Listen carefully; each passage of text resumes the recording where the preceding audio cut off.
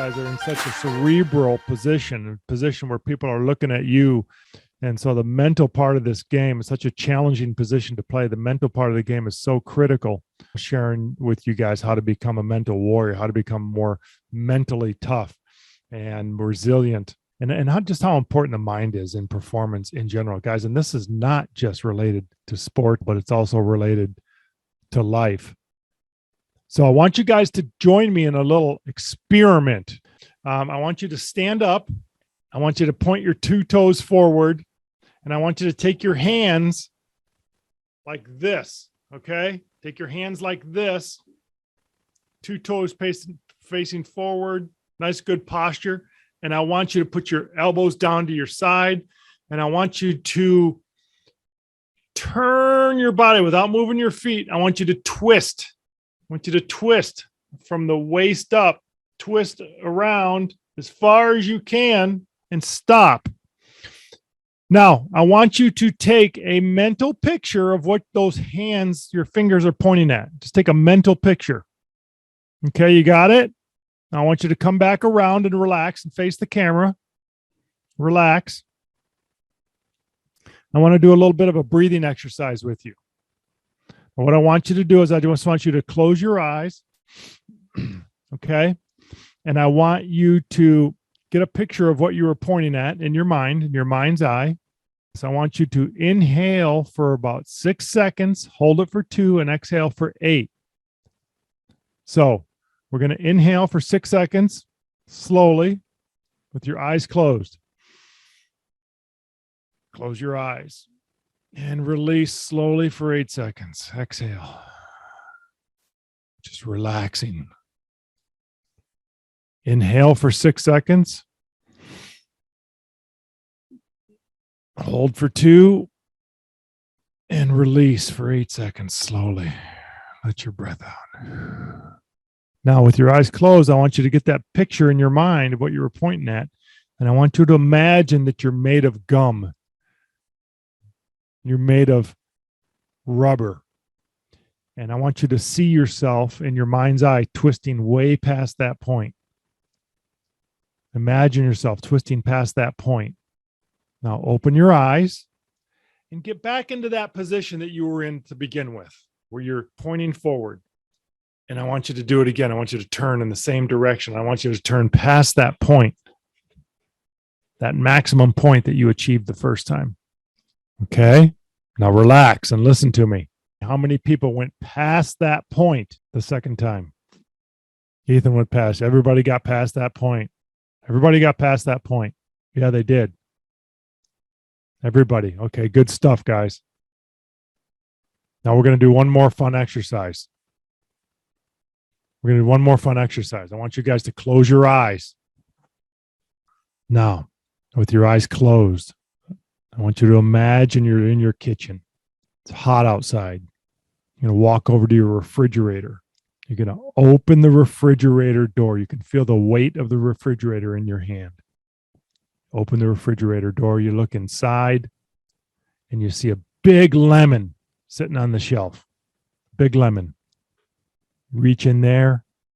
Feel the cold breeze on your arm as you reach into the refrigerator and you grab that cold lemon, ice cold lemon with your hand, and you walk over to the counter with it, close the refrigerator door.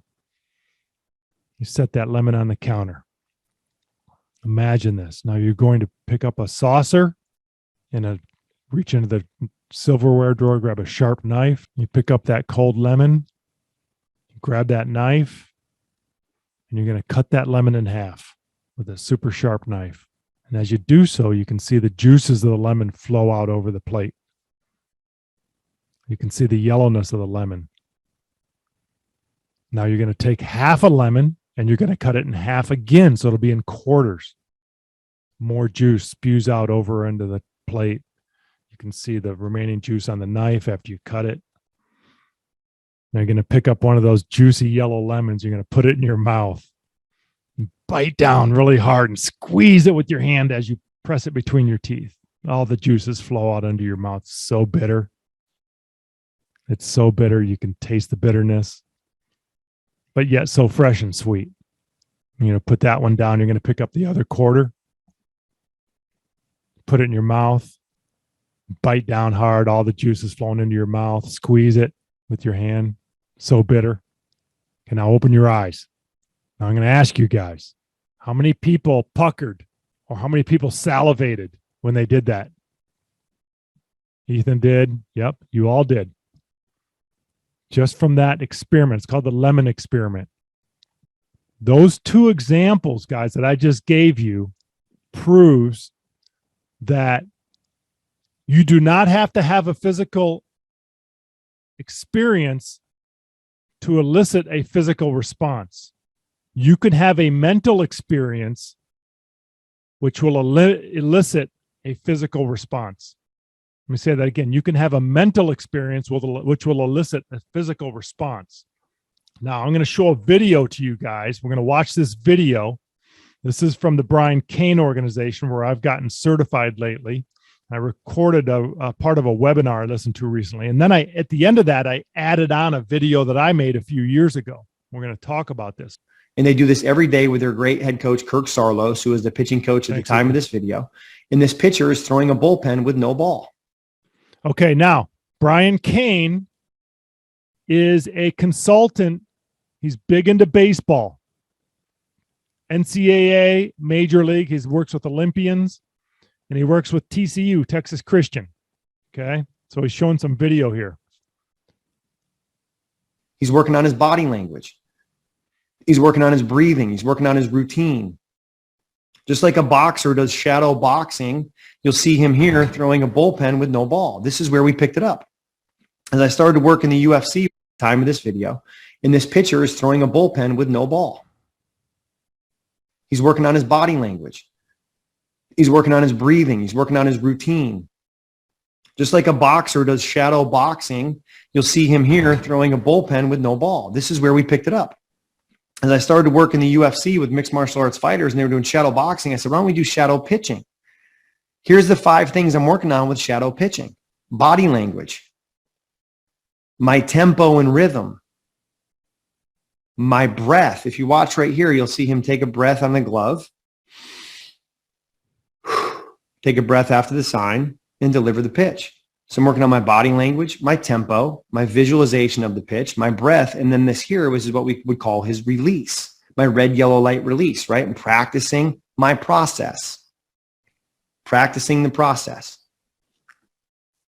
Now you're going to see he throws a pitch, gives up a foul ball, and you'll see that he's into it, right? So they're doing shadow bullpens, just like boxers do shadow boxing. Well, shoot, let's take a look at Drew Brees. So Drew Brees, quarterback for the New Orleans Saints, is in the indoor facility on Sunday night as they're getting ready to play on Monday, Sunday after practice. And Reggie Bush, this is from his Instagram, comes in and starts talking about taking mental reps, active mental imagery. Every athlete should be doing this in your sport, some way, shape, or form, every day. Hey, man, a lot of people in this world want to be great. A lot of young guys talk about it. They want to be flashy. You know, a lot of young guys want the quick, easy, shortcut route to greatness. Ain't no shortcuts to greatness, man. This is what it's about right here. This is 2030. This is not, we about. Okay, so what Drew Brees is doing here is he's imagine catching the snap, dropping back, and he's going through his checks in the indoor facility in New Orleans on his own, going through every play of the playbook up and down the field.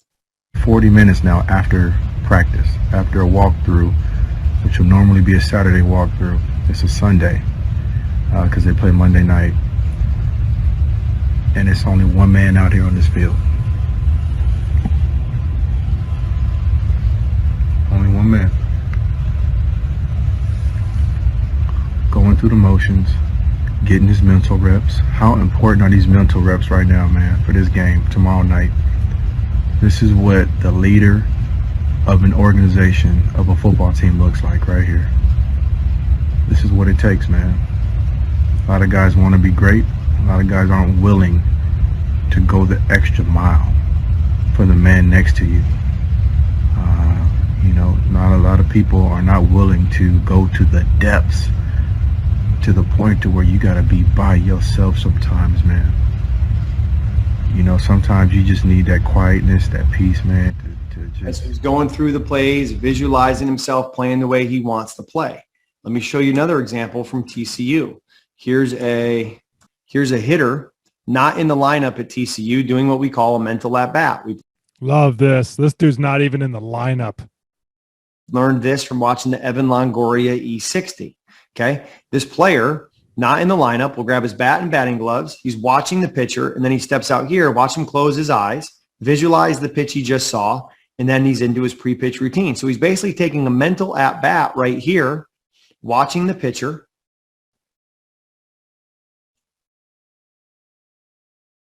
and now closing his eyes and visualizing himself having success. How much more prepared is this guy to hit than the player who's in the dugout sitting there feeling sorry for themselves? Okay, now I made this video about 3 years ago, and I thought, I'm going to plug this in here. It goes right along with what we're talking about here. And you're going to see the greatest pitcher in baseball, Clayton Kershaw, go out and create a mental snapshot of the stadium that he's getting ready to pitch in the next night.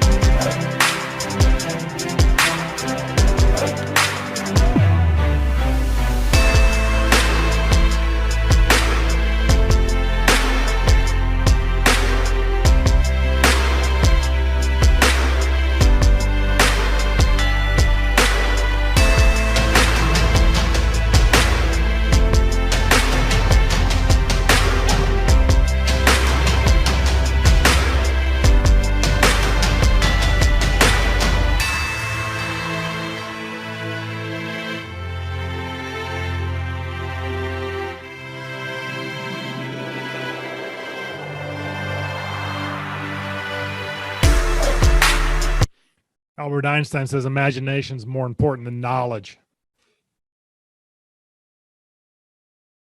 Jack Nicklaus said he never hit a golf shot in his career that he didn't first imagine the ball flight. This is not only it's to say it's undercoached would be a would be a false statement. It's really not coached, even at the college levels. So this is a real edge, guys, that you can create for yourself if you can learn some routines and some disciplines and some habits that you can incorporate. What I used to do when I was in high school and college is before events, I would go into the shower stall all by myself where it was dark, and I'd have my uniform on, and I'd just sit there and I'd visualize myself making plays, executing throws, or if it was basketball, making shots or getting rebounds, whatever it was. And I'd project that into the performance I was getting ready to go out and participate in. And I believe that helped me a lot. But last week we talked about signal lights, building some focus and some awareness. And when you start to lose focus, knowing how to get yourself back on track. So the 3 R's of the signal lights is recognize, release, and refocus. So just a quick little review. First of all, knowing that, what do you do when the light's red?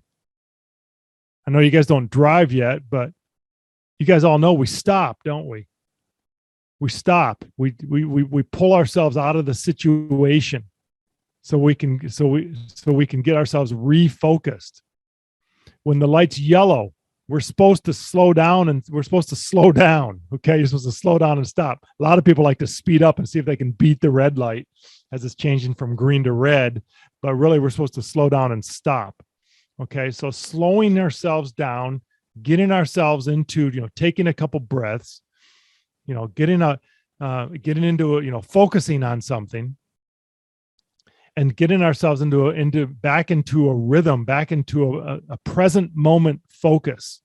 And breathing can really help us get into a present focus moment. Breathing is so critical. I mean, when we inhale, it brings oxygen to our brain. So it energizes us. When we exhale, it relaxes us and it gets us back into a present moment focus. It's something that we do automatically. Breathing is something we do automatically. We do it subconsciously, and that's how we want to play.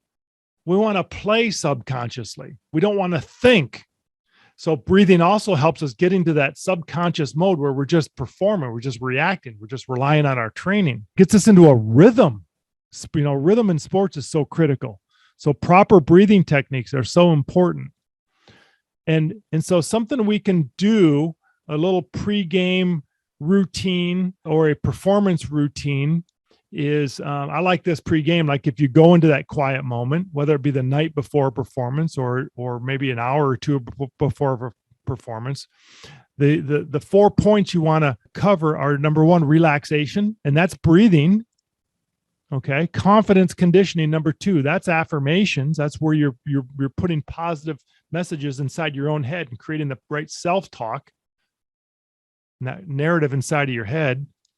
Number three is mental recall. That's where you're visualizing past successes. You're visualizing yourself making throws or throwing touchdowns or making plays. And mental recall, going backwards in time. And then number four, mental rehearsal. That's where you're taking those moments, so those successes, and you're projecting them into your future performance.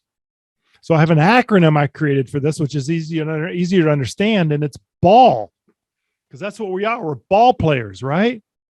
B stands for breathe. Take those breaths. Learn how to breathe for the reasons we just discussed. A stands for affirmations. Have an affirmation that you're going to give yourself. Say something like, I can control what I can control. Or I'm going to attack one player at a time. Or I'm going to play with active feet and a clear mind. Or I was born to do this.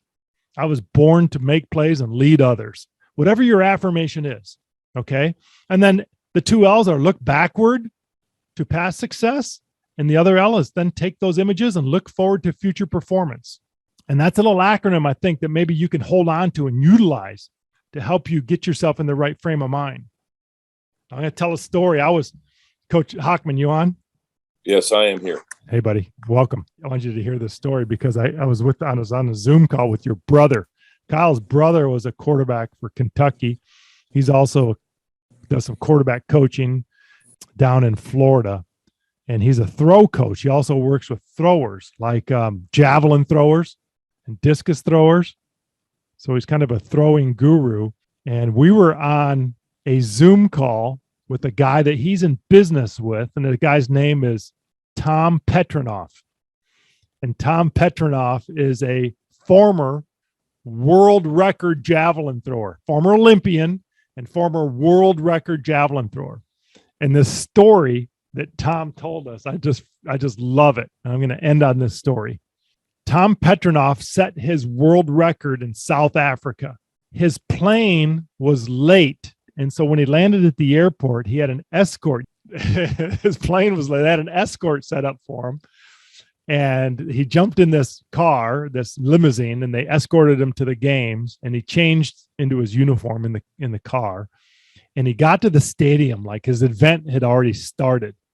And he got to the stadium like 10 or 15 minutes before he was up. Again, the javelin had already started, but he was going to be up in 10 or 15 minutes.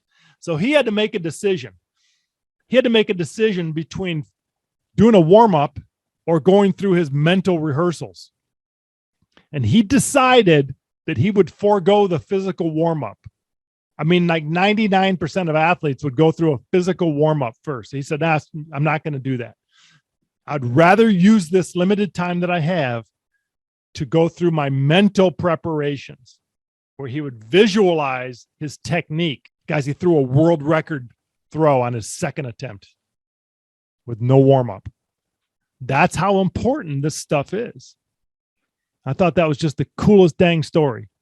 We want you guys to develop these routines and habits of excellence that, like Coach Hockman said last week, with the NFL guys and the professionals who are signing second contracts. It's not their fast twitch muscles, guys. It's their fast twitch minds. And that's what we're talking about right here. I hope you guys implement these things into your performance preparations and routines.